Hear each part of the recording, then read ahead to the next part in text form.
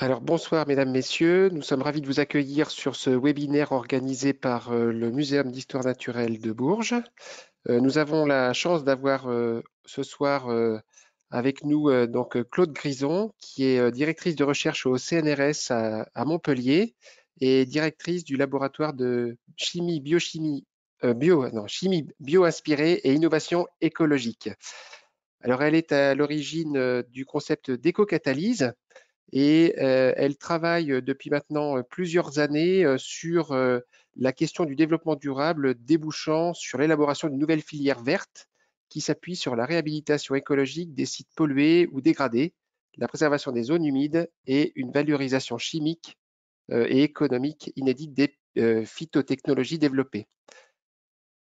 Claude Grison donc, est fondatrice de la société BioInspire. Elle est l'autrice de plus de 170 publications et ouvrages. Et elle a reçu plusieurs prix scientifiques, dont dernièrement le prix de l'inventaire européen 2022. Et ce soir, donc, elle va nous parler de la nature comme source d'innovation durable. Voilà. Alors pour les internautes qui sont présents, donc vous pourrez assister à toute la conférence qui est enregistrée. Et puis si vous avez des questions à la fin de la conférence, je pourrais vous donner la parole puisque votre audio pourrait être débloqué. Voilà, n'hésitez pas également, vous pouvez envoyer vos questions sur le chat. Vous avez un onglet questions, donc n'hésitez pas à écrire également vos questions si besoin. Voilà, Claude Grison, je vous laisse la parole. Bonne conférence, merci.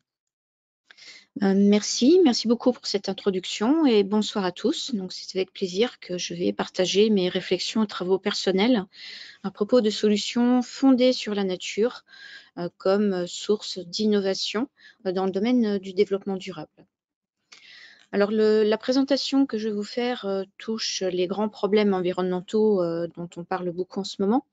Une augmentation de la démographie galopante qui n'est pas sans problème, mais surtout, bien sûr, vous le savez, le réchauffement climatique avec toutes ses conséquences, la perte et l'érosion de la biodiversité, gros sujet, je vais dire, et de débat aujourd'hui, ces jours-là en ce moment à Montréal dans le cadre de la COP 15.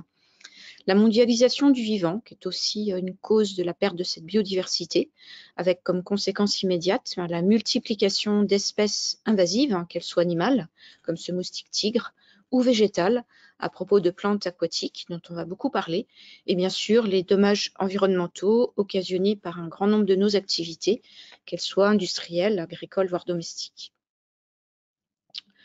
Donc ces problèmes, nous les connaissons tous, mais j'ai choisi de concentrer cette présentation sur les solutions qui existent. Effectivement, la nature met à notre disposition un nombre important de solutions qu'on méconnaît parfois. Et ce qui m'intéresse, ce sont les espèces végétales qui sont vraiment au cœur de mes travaux. Pourquoi? Parce que finalement, les plantes sont dans un scénario très particulier. Compte tenu de leur situation, elles sont conduites à l'immobilisme et donc face à une agression telle que la pollution atmosphérique, vous voyez là, ou une pollution métallique qui peut venir du sol, de l'eau, elles n'ont que deux choix. Soit elles arrivent à s'adapter, soit elles vont disparaître. Ce scénario très particulier occasionne le développement de stratégies d'adaptation tout à fait remarquables d'un grand nombre d'espèces végétales. Vous en voyez un premier exemple ici sur d'anciens bassins de décantation d'un site minier dans le Gard, qui a été jusqu'à il y a quelques années un haut lieu de l'activité minière.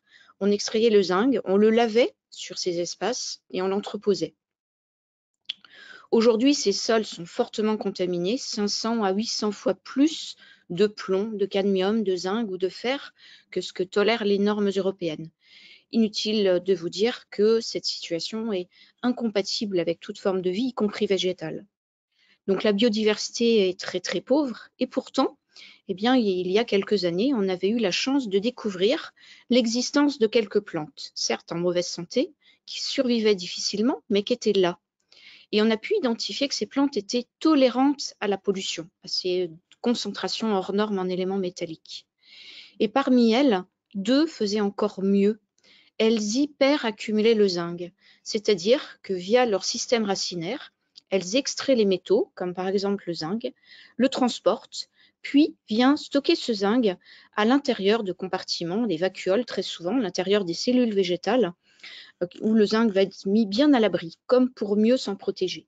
C'est ce que nous appelons aujourd'hui des plantes hyper accumulatrices de zinc et qui nous ont donné l'idée de réhabiliter de tels sites en s'appuyant sur cette stratégie naturelle d'adaptation, donc la phytoextraction, donc l'extraction naturelle de ces plantes, donc des métaux toxiques dans le sol. Avant d'envisager la restauration de ce site, qui était une première, eh bien, il fallait tout d'abord, et bien sûr, mieux comprendre ces espèces végétales, ces deux hyperaccumulateurs de zinc. C'est ce qu'il a fallu faire pendant 4 années de recherche intense. Et donc, on a étudié eh bien, les particularités de ces deux plantes qu'on voit en photo. Donc, Nokia cerulescens, qui appartient à la famille des brassicacées, assez connue, comme le chou-fleur, le brocoli, moutarde. Et puis, quelque chose de très rare, une légumineuse qui s'appelle ici Antillis vulneraria, donc un écotype très particulier qui arrive à accumuler des quantités de zinc extraordinaires, qui est encore aujourd'hui connu comme le meilleur hyper accumulateur de zinc connu au monde. Le fait que ce soit une légumineuse est quelque chose d'assez extraordinaire, puisque comme on le sait, au-delà de son caractère hyper accumulateur, une légumineuse est capable de réintroduire de l'azote dans le sol, dans des sols ici qui sont pauvres en nutriments azotés, grâce à une symbiose avec une bactérie du sol qui, dans un tel sol, était tout à fait nouvelle, qu'il a fallu elle aussi mieux comprendre pour voir comment aider la germination de ces légumineuses avec la culture de la bactérie qui lui est associée. Donc après ces 4 années de recherche, on a réussi donc à faire pousser bien ces deux hyper accumulateurs de zinc côte à côte sur le sol, et on a eu bien, le bonheur de voir que 2 ans après, la végétation se développait seule et donc de nouvelles espèces tolérantes apparaissaient sur ce sol. En gros, la nature avait repris ses droits et se développait de façon intense, c'est-à-dire, en gros, on voyait devant nous se développer un couvert végétal protecteur pour les habitants voisins, puisqu'il limitait l'envol en fait des particules métalliques vers les habitations très proches de ce site. Donc ces bons résultats sur un site hautement contaminé nous ont encouragés à aller en Nouvelle-Calédonie, où se trouve une partie de mon laboratoire. Bon, tout d'abord, la Nouvelle-Calédonie, c'est un territoire merveilleux, c'est, je vais dire, un des points chauds de la biodiversité mondiale, on le sait tous. Vous en voyez ici quelques photos. Donc le lagon calédonien, qui est considéré comme un des plus grands du monde, qui est d'ailleurs classé au patrimoine mondial de l'UNESCO, sa mangrove, avec cette photo du cœur de veau, donc, qui a beaucoup circulé. Mais c'est aussi un degré d'endémisme extraordinaire. Beaucoup d'espèces végétales, plus de 88%, donc ne sont présentes que sur ce territoire. On ne les trouve nulle part ailleurs. Une des curiosités particulières, c'est notamment cet arbre à la sève bleue, Pycnandra acuminata. Donc vous voyez la sève bleue, pourquoi? Eh bien, cet arbre a trouvé des solutions pour survivre sur un sol qui est naturellement riche en nickel. Toute l'histoire géologique du territoire calédonien permet de bien le comprendre. Donc vous voyez un affleurement de nickel. Aujourd'hui, la Nouvelle-Calédonie est encore un très grand producteur de nickel au niveau mondial. Eh bien, le nickel est tout aussi toxique pour une plante que pour nous. Et donc, pour survivre, eh bien, il y a des espèces, comme cet arbre à la sève bleue, ont développé ce scénario de phytoextraction que je présentais tout à l'heure dans le Gard, à savoir que ces arbres extraient le nickel par les racines, le transportent via la sève pour aller le stocker dans les feuilles. La quantité de nickel est tellement importante, jusqu'à 20%, donc dans cette sève, en fait, qu'on parle d'une véritable folie végétale. C'est un scénario donc est une curiosité scientifique extraordinaire, où il y a encore beaucoup de choses à comprendre. Et ça nous amène effectivement à l'autre aspect. Cette présence de nickel n'est pas simplement source d'espèces végétales rares, particulières, mais aussi d'une activité minière intense dont on profite. Donc on est bien obligé de l'assumer. Et là, vous voyez quelque chose de moins réjouissant, donc une usine donc, qui traite le minerai, qui se situe en plein nord de la Nouvelle-Calédonie, juste à côté du lagon calédonien. Donc évidemment, clairement menacé par ces activités. L'extraction du nickel, comme beaucoup d'extractions minières, consiste donc à creuser donc au niveau des matériaux. Le nickel est assez en profondeur. Comme dans beaucoup de minerais, il y a un tout petit peu plus d'1% de nickel donc dans le minerai. Donc quand on l'extrait, on va devoir le séparer de 99% de déchets. C'est quand même ça qu'on accepte au début. Et puis, les sols sont tellement dégradés après, l'extraction du minerai, en général, aucune végétation n'arrive à reprendre. Ainsi, eh bien, il n'y a plus rien pour retenir le sol.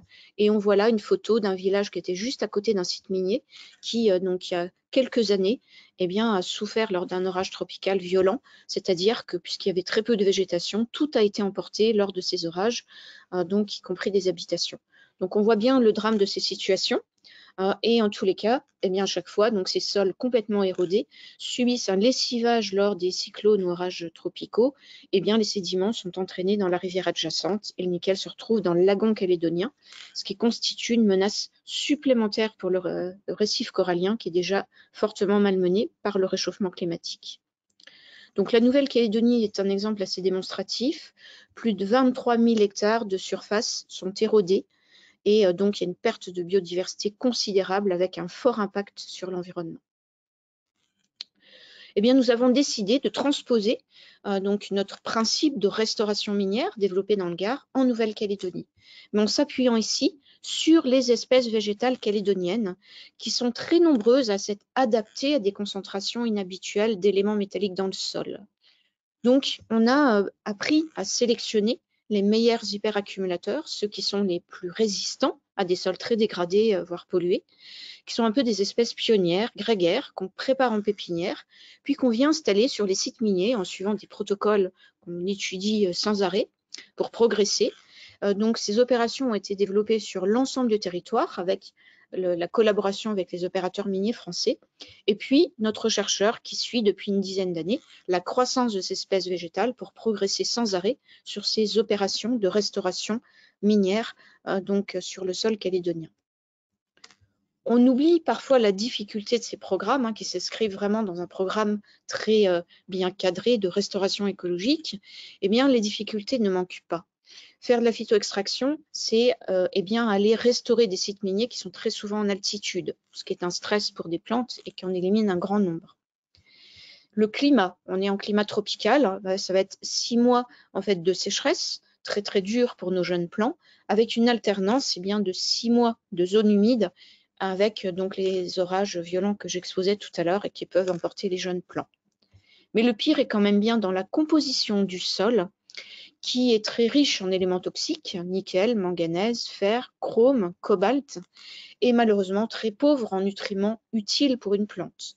Peu de phosphore, de calcium, de potassium ou de sodium. Donc ces contraintes sont terribles et ces programmes sont très difficiles et nécessitent de planifier les opérations comme le demande la restauration écologique. Dans une première étape, donc, on installe ces espèces pionnières qui font de la phytoextraction, donc qui sont vraiment endémiques. Et puis, on installe ensuite des légumineuses, comme on l'a vu tout à l'heure, qui sont adaptées, qui vont tolérer des concentrations élevées en métaux, mais qui vont réintroduire de l'azote dans le sol et préparer une niche écologique pour introduire des espèces plus variées, un petit peu plus fragiles, mais de façon à augmenter la biodiversité des espèces introduites. Quand on développe ces programmes, on est très vite interpellé par la qualité des rivières adjacentes à ces sites miniers. Vous en voyez une photo. Donc ici, c'est en Sardaigne, tout près d'un site minier qui a été abandonné, où la rivière donc, est sans arrêt polluée par le lessivage des sols contaminés. Ça nous interpelle, on ne peut pas rester indifférent face à ces scénarios, surtout à l'heure actuelle, où selon le pôle français de l'eau, l'eau est vraiment la première ressource concernée par le dérèglement climatique. Tous les indicateurs sont au rouge et on a voulu également s'intéresser, proposer des solutions naturelles face à ces scénarios d'atteinte et de pollution des milieux aquatiques. Voilà, donc je pense que l'actualité le rappelle, préserver l'eau, ça fait partie des objectifs très clairement annoncés par l'ONU au niveau du développement durable. Il est essentiel aujourd'hui de préserver donc la ressource en eau, un objectif prioritaire sur lequel on fournit beaucoup d'efforts actuellement, en essayant de développer bien, des solutions tout à fait naturelles à base d'espèces végétales adaptées, comme on l'a fait sur le sol. Donc la solution écologique est là en s'appuyant cette fois-ci non plus sur des plantes terrestres, mais sur des plantes aquatiques. On a revisité tout d'abord la littérature du domaine, puis on a fait des sélections donc, qui nous ont montré que finalement, certaines plantes aquatiques étaient extrêmement douées pour aller chercher des éléments métalliques dans l'eau. Que les éléments métalliques, d'ailleurs, soient d'origine minière, d'extraction de matériaux tels que les carrières ou de l'industrie chimique. On a pu observer que certaines biomasses racinaires donc, avaient une affinité naturelle pour un grand nombre d'éléments métalliques. On s'est vraiment demandé comment faisaient ces plantes pour atteindre ces concentrations très élevées en fait, de phytoaccumulation des éléments métalliques dans les racines cette fois-ci. Et puis finalement, on a trouvé en fait, que la plante était relativement passive vis-à-vis de ces scénarios, avait tout simplement une surface racinaire bien faite. Elle possède des antennes moléculaires à la surface de ses racines qui vont capter le moindre élément métallique qui passe. Une solution effectivement très efficace quand il faut se nourrir dans l'eau où il y a peu d'éléments métalliques. Mais si la concentration est élevée à cause de la pollution, la plante ne fait évidemment pas la différence entre un élément nutritif et un élément polluant. Elle va le séquestrer de la même façon. Et du coup, ceci nous a donné l'idée eh bien, de transformer les racines en une poudre végétale qui nous a permis alors de construire ce qu'on appelle aujourd'hui un filtre végétal. Complètement naturel, aucun intrant chimique, un traitement très sobre d'une poudre végétale qui va permettre de dépolluer l'eau. Un exemple typique, on l'a éprouvé dans le sud de la France, nous revenons dans le Gard, dans la grande mine des Malines, une des plus grandes mines européennes d'extraction du zinc pendant longtemps, qui aujourd'hui draine en permanence des eaux polluées qu'il faut traiter si on ne veut pas que le village et la rivière donc, qui se situe en aval soient constamment pollués. Donc c'est un cas d'étude particulier car nous sommes dans le Gard, qui est un département qui montre un petit peu le cas actuel des aléas climatiques extrêmes, à savoir 6 mois de sécheresse quand il fait trop chaud, et puis donc quand l'automne arrive, ce qu'on appelle les épisodes cévenols, donc ces inondations dramatiques qui montrent en fait tout le problème de traitement de ces eaux polluées. Alors, comment font les industriels, parce que la pollution est telle qu'il y a bien sûr des obligations de traitement, mais un traitement qui est à la disposition d'un industriel dans cette situation, c'est d'utiliser de la chaux. La chaux, du lait de chaux, qui est moins dangereux, qui va faire précipiter les métaux. C'est ce que vous voyez sur ce site du Gard, où les effluents miniers sont constamment soumis à la chaux. La méthode est efficace, ça c'est certain, donc c'est son avantage. Elle a des inconvénients. Le pH des eaux rejetées, qui va être basique, donc c'est un petit souci. L'état des canalisations et en fait de tout le système de précipitation, vous voyez la chaux, les métaux qui précipitent partout, donc des coûts énormes pour entretenir ces installations. Et surtout, le problème numéro 1, c'est la production de déchets complètement indésirables, dont la gestion est de plus en plus difficile car les sites de stockage donc, sont proches de la saturation. Donc nous avons voulu proposer une solution de substitution à la chaux. Comment faire? Eh bien, c'est notre fameux filtre végétal qui a permis de le faire. Vous voyez 2 épaisseurs de filtre végétal qui viennent de plantes différentes. Un premier filtre ici, qui va avoir, compte tenu de l'origine de la plante, une aptitude très particulière pour retenir le fer en quantité astronomique dans cet effluent, d'ailleurs comme dans beaucoup d'effluents industriels français. Une deuxième plante qui va fournir un filtre végétal qui, lui, aura une affinité beaucoup plus spécifique pour le zinc, voire le plomb, le cadmium s'ils sont présents. Donc ce système a été réalisé sur l'effluent minier et a montré qu'il pouvait être très efficace et après donc passage sur ce filtre, eh bien, l'eau ressort dépolluée, répond tout à fait aux normes de rejet et peut être rejetée dans l'environnement. Donc ceci nous a beaucoup encouragés et donc nous avons souhaité eh bien, développer un maximum d'espèces végétales qui pourraient servir de filtre dans ces opérations de traitement d'eau polluée. Tout d'abord avec des plantes aquatiques bien de chez nous, des autochtones, avec un très joli résultat avec la menthe aquatique, qui est un peu le chef de file de tous ces travaux, une plante qu'on a vraiment redécouverte à cette occasion.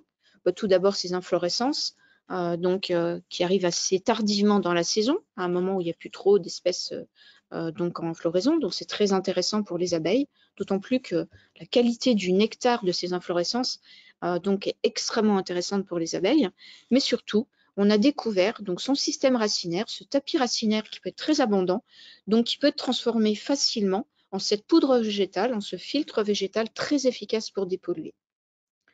Tout ceci nous a pris pas mal de temps, puis on a fini par s'intéresser à des plantes qu'on ne peut plus éviter aujourd'hui. Ce sont des plantes là qui n'ont rien à faire chez nous malheureusement, qui ont été introduites maladroitement pour des raisons dont on pourra reparler, et qui sont clairement devenues des espèces aquatiques donc envahissantes. Donc vous en voyez une qui est très connue en France, donc la Jussido. Elle se trouve donc dans le sud de la France, mais pas que, dans les Pays de Loire aussi. Donc elle se répand très très vite, elle est redoutable. Donc vous voyez ici un fleuve qui est juste devant la mairie à Montpellier, qui est complètement recouvert par cette jussie donc au mois de juin. Donc elle est très problématique. Il y en a d'autres, hein. La laitue d'eau, donc on en reparlera tout à l'heure, et la renouée du Japon, qui est encore pire, puisque là, elle envahit toute l'Europe. Ce sont clairement des espèces qui menacent notre biodiversité. C'est d'ailleurs un gros sujet de discussion en ce moment à Montréal dans le cadre de la COP 15. Eh bien, nous avons beaucoup travaillé à leur gestion. Vous voyez ici un canal, un contre-canal du Rhône. Donc, c'est plusieurs mois dans l'année, 4 à 5 mois dans l'année, le canal est complètement envahi par une de ces espèces exotiques envahissantes. C'est ici la laitue d'eau, que nous avons appris à récolter de façon massive avec un partenaire, la Compagnie nationale du Rhône, et puis à transformer en notre filtre végétal. Plutôt que d'en faire un déchet, qui va être difficile à contrôler derrière, eh bien on transforme ces espèces végétales récoltées du milieu naturel en ce filtre que je vous ai montré pour donner une utilité à ces plantes, mais sous forme morte, de poudre, complètement inoffensive. Donc de plantes problématiques, on en fait un outil naturel pour aller dépolluer une eau. Et c'est ce que l'on a montré en direct. Eh bien, donc ces eaux qui sortent d'une galerie minière ici, donc sont aujourd'hui pompées à travers notre dispositif, et puis vont traverser donc des réacteurs filtrants dans lesquels nous avons introduit la poudre végétale qui dérive directement des espèces exotiques envahissantes récoltées. On peut ainsi purifier ces eaux minières avec beaucoup d'efficacité. Donc, cette solution n'est pas simplement une solution fondée sur la nature issue de la recherche, elle a été prouvée in situ sur un cas réel et à grande échelle avec un haut débit d'eau. On est environ à 7 mètres cubes à l'heure, donc qui sont traités par ce dispositif. Ceci nous a emmenés très loin, puis on a créé différents pilotes, dont des pilotes mobiles, qui nous ont permis de répondre à différents scénarios de pollution dans la nature et d'être très réactifs à chaque fois qu'un problème était identifié. Donc cette technologie a pris beaucoup de maturité grâce au financement public que nous avons reçu et nous ont permis de construire une société qui s'appelle BioInspire et qui donne aujourd'hui une dimension industrielle à l'ensemble de ces résultats de dépollution. Donc la technique permet de répondre à 3 grands scénarios. Tout d'abord, le cas des métaux stratégiques tels que les platinoïdes, palladium, platine, qui valent aujourd'hui plus cher que l'or. Donc le palladium est un élément de préoccupation pour différentes raisons. Je vais vous en parler un tout petit peu parce que c'est vraiment un sujet d'actualité. Le palladium est devenu un incontournable dans notre vie quotidienne. Vous pensez aux pots catalytiques des moteurs essence ou des moteurs hybrides qui sont composés de ce palladium. Dans le pot catalytique, pourquoi? Parce que le palladium, c'est un catalyseur qui va transformer les gaz toxiques, gaz d'échappement toxique, en gaz moins toxiques. Donc une demande explosive en palladium. Mais c'est aussi un catalyseur en chimie, on y reviendra tout à l'heure, on ne sait pas s'en passer. Or, il se trouve que le plus gros producteur de palladium, c'est la Russie. Donc on a déjà dit beaucoup de choses. On est en train de faire une surconsommation de palladium à l'échelle mondiale, une augmentation de plus de 200% en 3 ans. Donc les coûts sont exorbitants, n'arrêtent pas de monter, mais à cette vitesse-là, on pense que dans quelques années, on aura épuisé la ressource en palladium. Autre problème qu'on oublie parfois, ce sont les conditions d'extraction du palladium, qui est souvent un déchet mineur dans un autre minerai, tel que le nickel. Donc l'extraction du palladium a un impact environnemental considérable compte tenu des traces présentes dans le minerai. Donc un gros sujet de palladium, une vraie préoccupation, car comme on le verra tout à l'heure, le palladium n'est pas simplement dans les pots catalytiques de nos voitures ou dans des composants électroniques, c'est un incontournable dans l'industrie pharmaceutique. Donc beaucoup de réflexions, d'inquiétude à ce sujet, au même titre que les métaux stratégiques tels que les terres rares. Donc là, le risque géopolitique est différent. Les terres rares sont surtout concentrées et produites en Chine. Donc, autre sujet de préoccupation compte tenu de notre dépendance vis-à-vis de ces éléments métalliques. D'autres métaux qui nous sont plus familiers, qu'on appelle primaires, manganèse, nickel, cuivre, zinc, fer, on a l'impression qu'ils sont abondants, pas tant que ça. Donc, des chiffres officiels montrent sans arrêt donc un épuisement progressif de ses ressources. Le cuivre, comme le palladium, est en surconsommation actuellement, et donc il y a une forte pression sur la ressource, avec un état critique, comme le zinc, à court terme. Et puis bien sûr, des métaux dont on aimerait ne plus parler, mais pourtant, donc leur toxicité, leur usage passé est tel qu'on les retrouve malheureusement dans nos rivières, et la région Occitanie connaît bien le problème, puisque nous avons malheureusement l'ancienne plus grosse mine d'extraction au monde de l'arsenic, donc pas loin de Carcassonne. Donc un vrai sujet de préoccupation aussi. Donc voilà, ces filtres végétaux permettent, dans des conditions adaptées, de dépolluer ces eaux contaminées par ces éléments métalliques. On a été plus loin, on a essayé de s'intéresser aux polluants organiques émergents. Vous voyez un exemple typique par lequel donc, on a commencé. Des herbicides qui sont par exemple utilisés dans la culture de l'ananas. Vous voyez ici une photo en Polynésie française. La culture de l'ananas, c'est la culture agricole majeure. Et pour que les mauvaises herbes, entre guillemets, ne rentrent pas en compétition avec les jeunes plants d'ananas, on utilise des herbicides, diuron, amétrine pour les connaisseurs, qui en bon herbicide ont, je veux dire, un effet hyper néfaste sur des algues, et en particulier les algues qui vivent en symbiose avec le corail. Donc les algues sont détruites par ces herbicides, et donc du coup le corail est à nouveau menacé.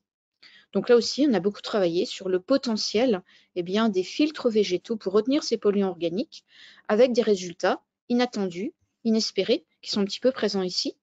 Donc diuron et amétrine, dont je vous exposais l'usage comme herbicide dans les cultures de l'ananas, mais aussi la chlordécone, là utilisée comme insecticide dans la culture de la banane. Nous avons eu finalement le bonheur de montrer qu'on pouvait agir sur ces scénarios, dépolluer l'eau. Il est possible de récupérer la chlordécone avec ces filtres végétaux. Et puis, je veux dire, des molécules qui ont été utilisées comme filtre solaire pendant des années, dont on a vite compris la toxicité pour l'environnement, mais l'homme aussi, et qu'on sait récupérer aujourd'hui par ces filtres végétaux. Donc on voit un petit peu la puissance de la nature quand elle est donc utilisée à bon escient pour résoudre les problèmes qu'on a occasionnés. On a vu le sol, on a vu l'eau. Je vais maintenant vous parler des zones humides. Pourquoi s'intéresser aux zones humides? Eh bien parce qu'elles jouent un rôle essentiel dans la régulation du climat. On sait très bien aujourd'hui qu'elles absorbent l'excédent de chaleur qui peut être engendré dans nos étés de plus en plus chauds, mais également l'excédent d'eau en période d'inondation. Donc elles jouent un rôle essentiel, et pourtant, on considère aujourd'hui qu'elles disparaissent 3 fois plus vite que nos forêts. Donc là encore, une véritable interrogation. Parmi les 3 grandes causes de disparition de ces zones humides, les plantes exotiques envahissantes sont évoquées. On en voit 2, les plus connues, mais aussi les plus redoutables, qui se développent d'une façon complètement incontrôlée. Donc ici, la renouée du Japon, donc comme je vous l'ai dit tout à l'heure, qui envahit l'Europe au sens très large du terme, parce qu'on va jusqu'en Russie, donc qui a été ramenée d'Asie, comme son nom l'indique, qui n'a rien à faire chez nous, mais on l'a trouvée belle à une époque, et aujourd'hui c'est une véritable catastrophe pour la biodiversité des zones humides. Une autre, qui vaut pas mieux, la canne de Provence. Donc son nom laisserait supposer qu'elle est de Provence, et pourtant pas du tout. Elle est introduite il y a très longtemps, on l'a parfois oubliée. Elle aussi se développe de façon complètement anarchique et incontrôlée. Elle étouffe la biodiversité, et elle est aussi donc très impliquée malheureusement dans les incendies l'été, puisqu'elle brûle comme du papier très très vite. Et après un incendie, c'est toujours elle qui reprend le plus vite, et du coup elle ne laisse aucune chance à nos plantes locales. Alors nous avons décidé de nous intéresser à la gestion de ces espèces, qui pendant des années ont été l'occasion d'efforts considérables, d'excavation des terres et des rhizomes pour essayer de les neutraliser. Ces moyens colossaux, et évidemment qui détruisent tout, donc coûtent non seulement très cher, mais on sait aujourd'hui que le moindre petit morceau de rhizome abandonné ou mal vu lors de ces phases d'excavation sera une cause de reprise inévitable, et donc c'est une course perdue d'avance. On a décidé de s'adapter à ces scénarios et de gérer le problème différemment. C'est de faire des fauches répétées tout l'été, c'est ce que nous faisons pendant 6 mois, de ces plantes qui se développent de façon anarchique en zone humide. Pourquoi? Parce que si on le fait bien, si on le fait de façon répétée, selon un protocole écologique très précis, on arrive à épuiser la plante.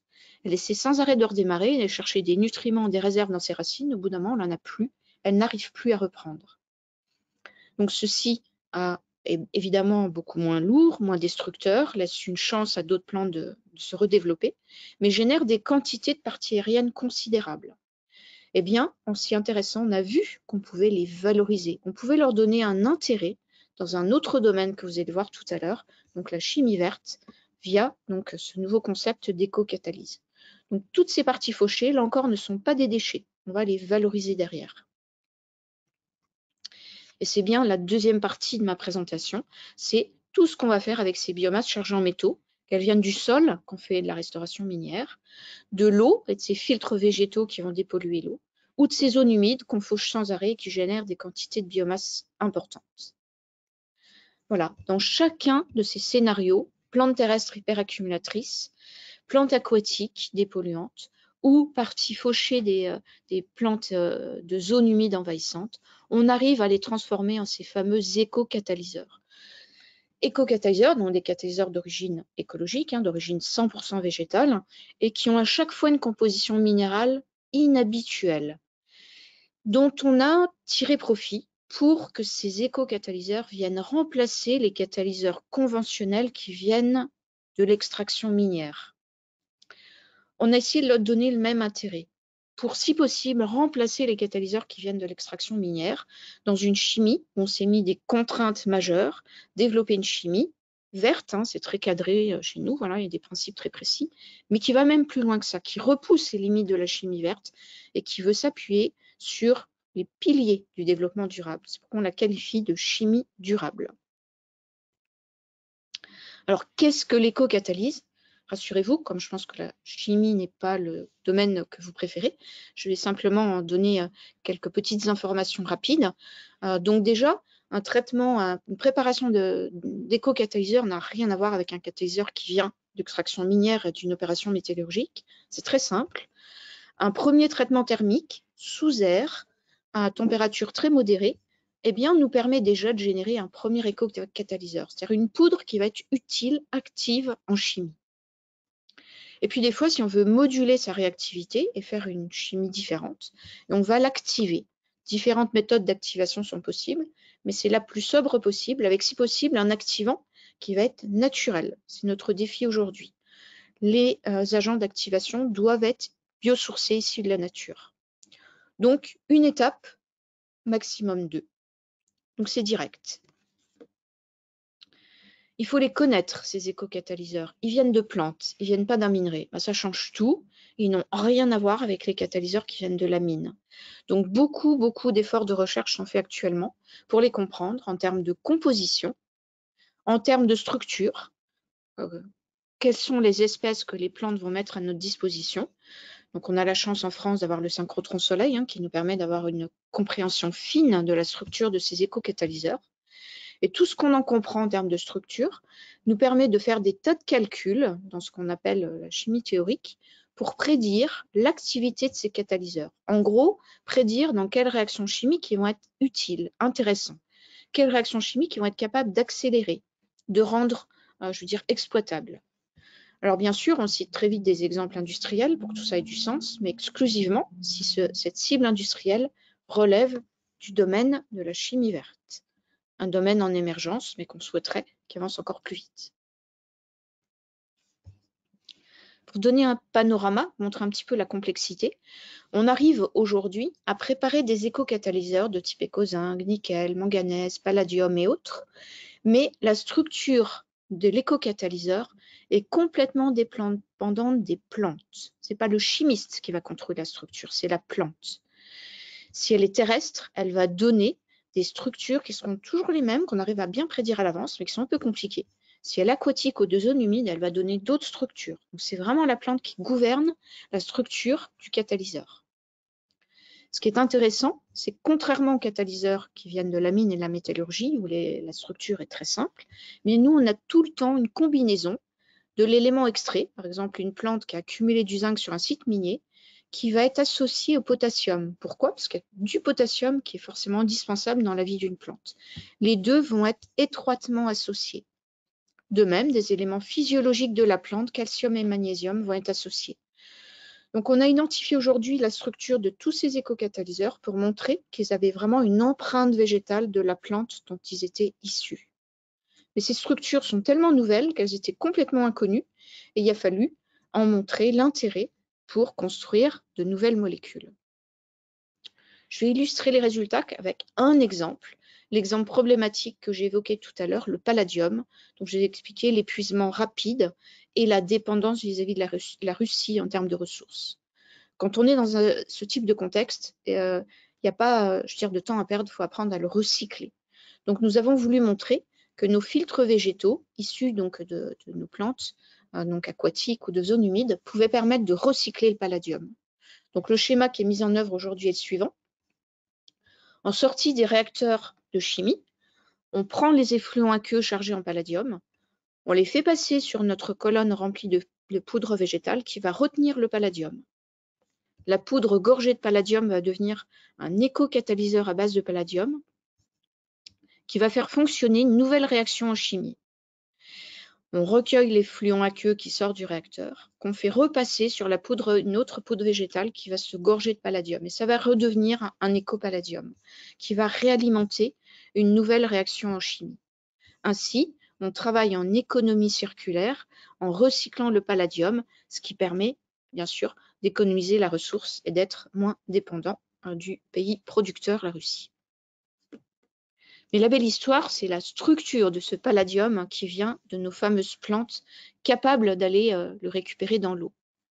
Donc c'est ici une photo au microscope électronique à transmission. Vous voyez plein de petits points noirs.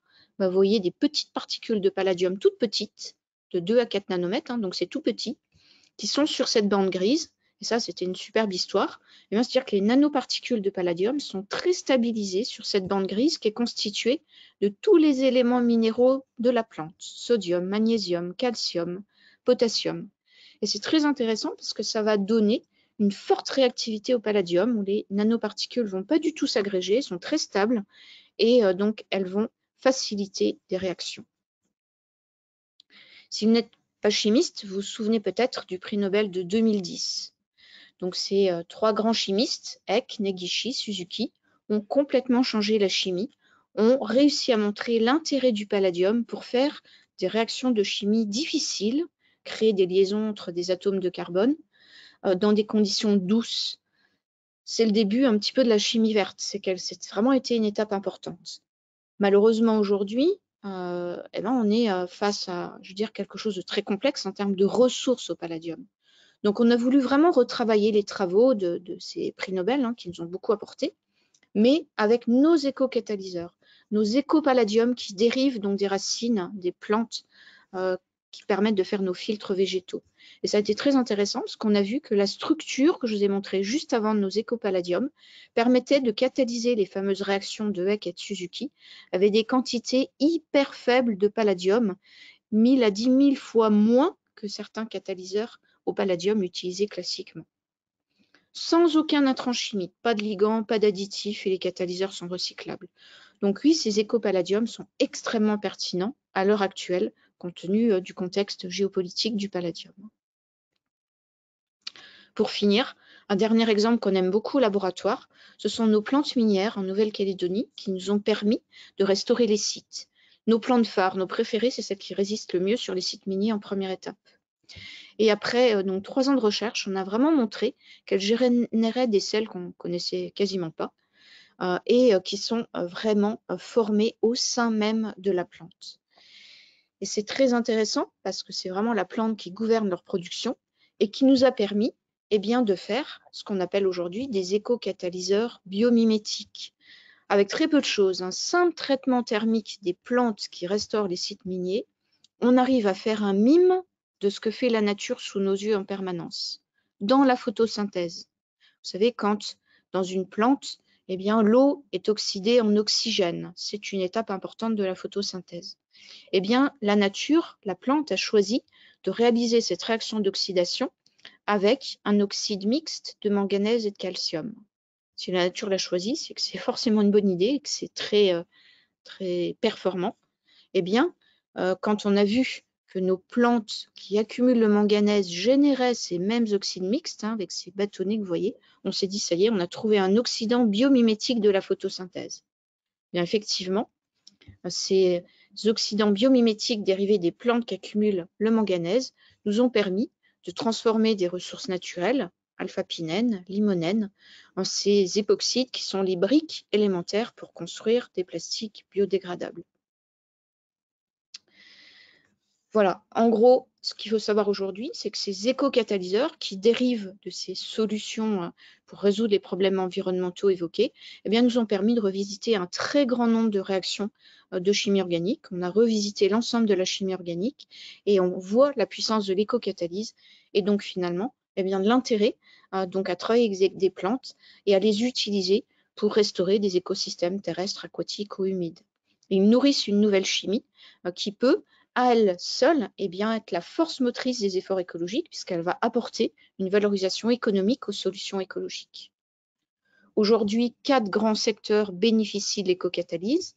La production de ce qu'on peut appeler des biocosmétiques, donc qui sont certifiés donc Cosmos avec un très haut degré de naturalité, des médicaments à bas coût avec nos éco-palladium, gros sujet de recherche en ce moment, des répulsifs anti-moustiques bio, vous avez peut-être repéré, vendus sous la marque Crusoe, et puis des molécules clés pour l'industrie chimique, ces gros intermédiaires de la chimie qu'on fait sans aucun intrant chimique.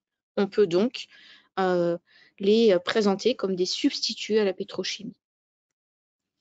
Pour terminer, une petite analyse de cycle de vie qualitative peut être, à mon sens, informative, c'est-à-dire opposer la catalyse classique, telle qu'elle a été conçue pendant un siècle, face à l'éco-catalyse.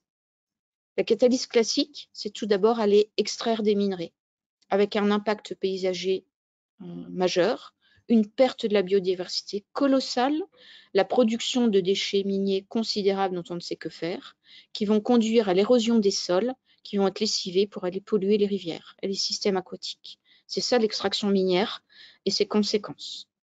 Après, on n'a pas fini. Il va falloir traiter le minerai dans des opérations métallurgiques très lourdes, elles aussi problématiques au niveau environnemental.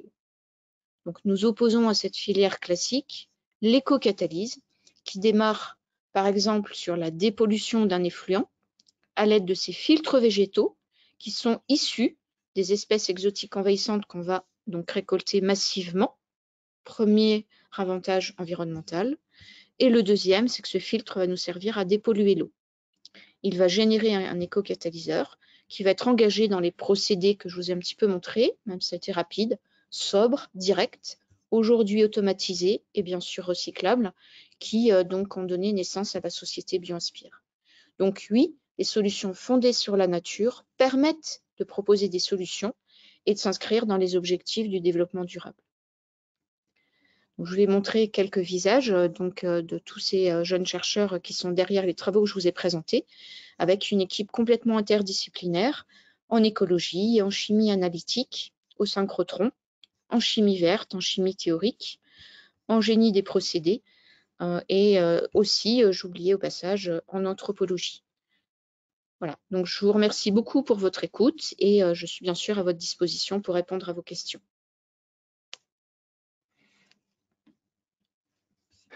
Merci Claude Grison, c'était passionnant. Et ça, c'est inspirant par rapport à vos domaines de recherche et les solutions qui pourraient être trouvées effectivement dans les années à venir par rapport à toutes ces problématiques de pollution et d'extraction de ces minerais de façon habituelle.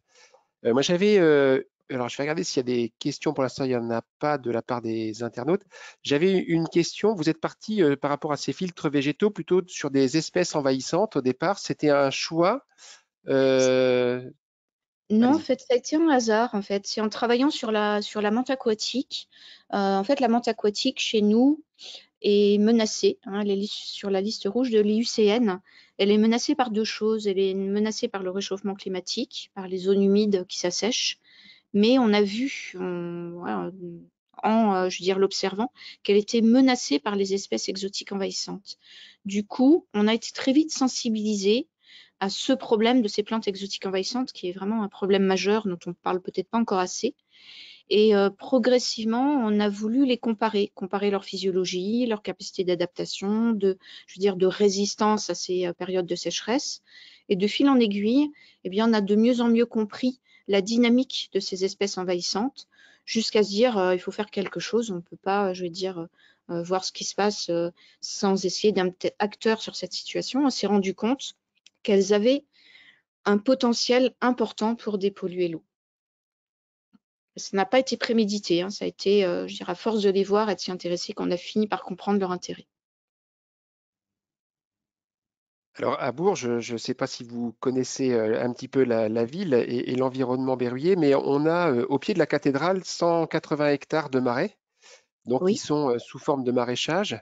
Et les jardiniers, les maraîchers qui sont sur cette zone sont amenés tous les ans à faire des campagnes justement pour enlever la Jussie, qui est un énorme problème, enfin, qui est vu comme un énorme problème et qui est en tant que plante envahissante par rapport aux différents coulants sur ces marais. Finalement, est-ce qu'on n'aurait pas un terrain de jeu, entre guillemets, intéressant par rapport à vos recherches au sein de ces marais? ah si, complètement. Donc on n'a pas encore été travailler jusque dans cette région, mais ça peut venir puisqu'on travaille avec un responsable du génie écologique qui est dans les Pays de Loire et donc il nous parle souvent du problème de la Jussie. Mais donc on le fait chez nous. Donc là, on a un lac à côté de nous. Il y a 14 hectares d'un lac qui est complètement recouvert par la Jussie d'eau. Donc elle envahit les fleuves, les rivières de toute la région Occitanie. Elle remonte jusque dans le Rhône. Donc si, hein, tout à fait, hein, c'est un gros sujet de préoccupation. Et pour nous, la Jussie d'eau est un matériau qui est très très efficace dans les filtres végétaux que j'ai présentés pour dépolluer l'eau. Et une chose qui est très intéressante aussi dans votre présentation, c'est vous retournez l'idée du déchet vert. Oui, On est dans enfin, on a fait une exposition là dernièrement au sein du Muséum de Bourges qui s'appelait Sol majeur, où on parlait de ces questions et de la façon dont on abordait les choses, notamment avec le couvert végétal qu'on enlève, les tontes, les feuilles, etc., qui permettraient en fait d'enrichir la biodiversité du sol et le maintien des différents cycles au sein de ce sol. Et c'était une discussion qu'on avait avec un certain nombre de visiteurs lors des différentes visites sur cette question du déchet vert que l'on emmène loin, alors qu'en finalement, c'est de l'or vert, c'est un élément hyper intéressant qu'il faut absolument valoriser et que vous valorisez dans le cadre justement de vos expériences scientifiques. oui, oui, tout à fait. C'était en fait une des premières questions quand j'ai commencé à travailler sur la restauration des sols avec ces plantes qui vont concentrer les éléments métalliques. Pour moi, c'était la question qui est arrivée tout de suite. C'est que va-t-on en faire si on les développe de façon intense? C'est un vrai sujet pour plein de raisons. Le premier sujet, c'est qu'effectivement, on va générer des déchets, pas n'importe lesquels, hein, des déchets qui sont quand même riches en éléments métalliques. Certains, d'ailleurs, au début, disaient que c'était des plantes dangereuses. On va générer des feuilles qui vont tomber forcément sur le sol à un moment donné, qui vont être très riches en éléments métalliques, donc qui sont des déchets problématiques. Hein, donc, beaucoup les ont vus comme ça. Donc oui, ce sont des déchets. Quand nos filtres végétaux vont dépolluer l'eau, ça devient des déchets. Mais si vous voulez, pour moi, pour être voilà, en cohérence avec le souhait initial de résoudre un problème, je ne voulais pas en générer un autre. Donc, je ne voulais pas que ces déchets soient problématiques. Il fallait leur trouver une valeur, les rendre utiles. Bon, c'est toujours facile à dire. C'est pas si simple parce que là encore, il fallait que cette valorisation ait du sens avec l'effort initial qui consiste à vouloir dépolluer. Donc, il fallait que la valorisation ne génère pas de problème, donc n'ait pas d'empreinte environnementale importante. Alors, c'est pas si simple parce que quand en plus on veut valoriser en fait, ces plantes riches en métaux en chimie, quand on pense à la chimie, c'est pas le secteur qui est le plus avantageux au niveau environnemental. Donc, ça nous a obligés à repenser complètement la chimie. Aujourd'hui, ben, on en est ravis et on est à fond sur une chimie complètement différente, mais au début, c'était très dur d'oublier toute cette chimie antérieure à laquelle on est formé pour évoluer vers une chimie qui allait avoir un respect maximum de la nature, où on finit aujourd'hui même par ne plus vouloir d'intrants chimiques. On fait avec justement tous ces déchets qui viennent de la nature, qui vont être finalement une matière première qui est tout à fait valorisable et respectable au niveau environnemental. Alors, il y a une question. Je vais passer la parole à Valentine. Je vais ouvrir votre micro. Alors, allez-y, Valentine. C'est à Bonjour. vous. Je me demandais si c'était possible d'utiliser les éco-catalyseurs avec les plantes invasives sur des sols agricoles pollués pour Euh, la dépollution des sols. Alors, des pollutions de surface, je ne pense pas parce que en fait, le filtre végétal fonctionne par ce qu'on appelle de l'adsorption. Donc, il faut vraiment être dans un système dynamique et je pense qu'il se passerait relativement peu de choses en fait. Voilà. Mais il y a des plantes qui le font très bien, hein. Les plantes qui font de la phytoextraction sont absolument extraordinaires pour aller chercher les métaux dans le sol. Parfois même des métaux qui sont même pas solubles dans l'eau, elles vont les transformer. Donc il y a toute une chimie du sol qui se fait au niveau du contact entre les polluants qu'il y a dans le sol et puis le système racinaire. Donc je pense que c'est plus efficace que de répandre la poudre végétale. D'accord, merci.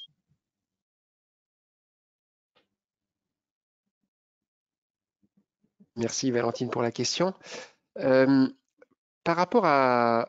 J'avais une question aussi, puis là je viens de la perdre.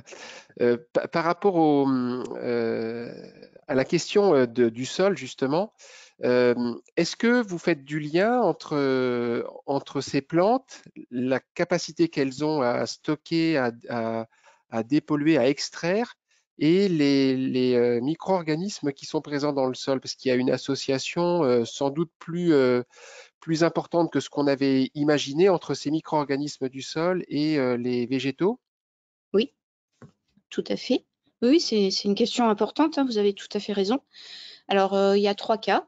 Donc, il y a les légumineuses dont je vous ai parlé, donc ça c'est bien connu, hein, bien sûr. Donc là, ce sont les micro-organismes bactériens qui vivent en symbiose, les rhizobières qui vivent en symbiose avec les légumineuses. Donc, on a vraiment eu le bonheur de s'intéresser à la bactérie associée à cette légumineuse qui fait de la phytoextraction. Donc, c'était passionnant parce que la bactérie elle-même a développé des stratégies de survie dans ces sols qui sont absolument inouïes. Donc, ça nous a passionnés pendant quelques années de comprendre comment elle avait réussi à survivre, à se développer dans de telles conditions. Ça a été vraiment un grand moment de science en interne pour nous. On s'est moins intéressé aux mycorhizes, auxquelles vous devez certainement penser, parce que notre brassicacée, en fait, n'est pas mycorhizé. Et nos hyperaccumulateurs de manganèse de Nouvelle-Calédonie, en fait, sont des protéacées, donc ils ne sont pas donc des espèces mycorhizées non plus. En revanche, d'autres collègues, en particulier en Nouvelle-Calédonie, étudient ces interactions entre notamment certains hyperaccumulateurs de nickel et les mycorhizes associées. Donc c'est effectivement un gros sujet d'étude qu'il ne faut pas négliger, qui apporte beaucoup d'informations et de compréhension sur le fonctionnement de ces espèces. Très bien. Est-ce qu'il y avait d'autres questions? Je regarde en même temps. Alors, Valentine, il y avait une autre question ou pas? Non, ça allait, merci. Ok. Ben, je vous remercie, Claude Grison, pour cette conférence hyper intéressante qui ouvre de très nombreuses perspectives pour nous qui ne sommes pas des chimistes dans l'âme, mais justement sur vos travaux de recherche qui sont pleins d'espoir par rapport à justement toutes ces questions autour de la dépollution, de l'extraction et de toute la catalyse. Je vous remercie. Je voulais, alors je ne sais pas si on va le voir à la caméra, vous êtes pour la science du mois de novembre, justement sur un article qui est paru donc le mois dernier sur la question du palladium et, Oui, et des éco-catalyses. Donc n'hésitez pas, chers internautes, à aller voir cet article sur ce numéro de Pour la science du numéro de novembre. Je remercie l'ensemble des personnes. Claude Crisson, je vous remercie énormément pour votre conférence et puis les explications que vous nous avez fournies. Et puis on espère peut-être prochainement vous accueillir à Bourges-en-Bray et vous montrer les marais de pourquoi Bourges et toute la problématique autour de ces marais. Ok, Merci très à vous. bien. Merci beaucoup et bonne soirée à tous.